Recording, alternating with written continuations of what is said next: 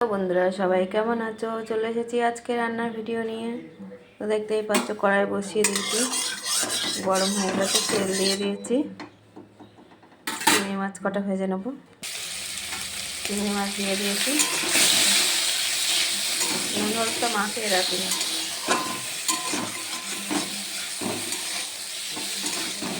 নুন হলুদটা কড়াইতে দিয়ে দিলাম, ধুয়ে পরিষ্কার করে রেখেছিলাম। চিংড়ি মাছগুলো প্রায় আধা ভাজা হয়ে গেছে, তুলে নেবো এবারে। বেশি ভাজলে না শক্ত হয়ে যায়। তো তেল দিয়ে দিয়েছি, চিংড়ি মাছ ভেজে তুলে নিলাম। কড়াইতে তেল দিয়েছি, ফুলকপিগুলো আগে ভেজে তুলে নেব, নিয়ে তারপরে সবজিগুলো একসাথে কষিয়ে নেব। তো আগে বেগুন কটা ভেজে নিই, তারপর ফুলকপিটা ভাজবো। বেগুনটা ভেজে কড়াইতে ফুলকপিটা ভাজা বলতেছি, কিন্তু কড়াইটা আমার সেটা পরিষ্কার করে নিলে ভালো হতো। তো একটা পরিষ্কার কড়াই বসিয়ে দিলাম আমার। এবার এই কড়াইতে তরকারিটা আমি একারে বসিয়ে দিই চচ্চড়ি। তো কড়াইটা ফোড়ন দিয়ে দিয়েছি, 5 ফোড়ন, শুকনো লঙ্কা একেবারে বসিয়ে দিয়েছি তরকারিটা। তার জন্য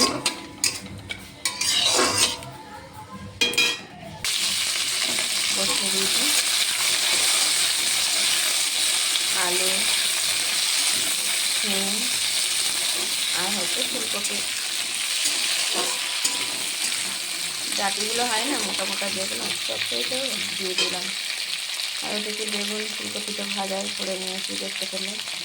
মটরশুঁটি, কাঁচা লঙ্কা, নুন, হলুদ সব দিয়ে দিয়েছি, ভালো করে কষিয়ে নেব।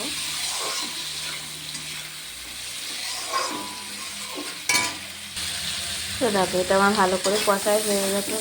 এবার আমি শাকটা দিয়ে দেবো। দেখো আমি অত ভালো রান্না জানি না, পারি না, যেমন পারি ঠিক তেমনই তোমরাই করি। তো মনে হবে সেইভাবেই আমি দেখাই। আমার ভিডিওটা যদি ভালো লাগে তো সবাই একটা লাইক কমেন্ট শেয়ার করে দেবে।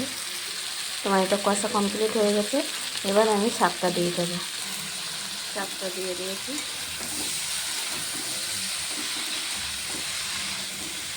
2 মিনিট নেড়ে করে নেব।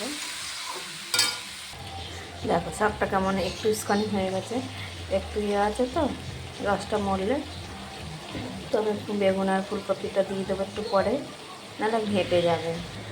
পাশের কড়াই বসিয়ে দিয়েছি গ্যাসে মাছের তরকারি করার জন্য। মাছগুলো ভেজে নেব, আলু বিনস দিয়ে ঝোল করব একসাথে। এই যে মাছ ধুয়ে নুন হলুদ মাখিয়ে রেডি করে রেখে দিয়েছি, মাছ কটা ভেজে নেব।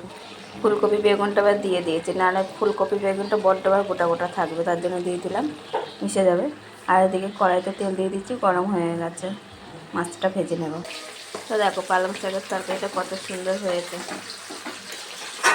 আচ্ছা শাকটা আমি ছোটো ছোটো করে কেটেছি, কপি টপি বেগুন সব কিছু ঠিকঠাক মতন ভেজে হবে, সিদ্ধ হয়ে গেছে। তোমরা চাইলে বাড়িতে এরকমভাবে চচ্চড়ি বানিয়ে খেতে পারো। শীত চলে যাচ্ছে, তাড়াতাড়ি বানিয়ে খেয়ে নেবে বন্ধুরা। তো আগে তো মাছ কপিস ভাজা হয়ে গেল, লাস্টে 3 পিস ছিল, ভাজা হয়ে এসছে, তুলে নেবো। আর তার সঙ্গে দুটো বড়ি দিয়ে দিলাম ভাজতে একেবারে। বড়ি কটা সাইডে ভেজে তুলে নেব। মাছটা ভাজা কমপ্লিট হয়ে গেছে, বিনসটা ভাজতে দিয়েছি, বিনসটা ভেজে তুলে নিয়ে তরকারিটা বসিয়ে দেবো। আর এদিকে আমার পালং শাকের তরকারিটা দেখো একদম কমপ্লিট হয়ে গেছে। তো বন্ধুরা পালং শাকের তরকারি রান্নার ভিডিওটা কেমন লাগলো, তরকারি রান্নাটা কেমন লাগলো কমেন্ট করে জানাবে।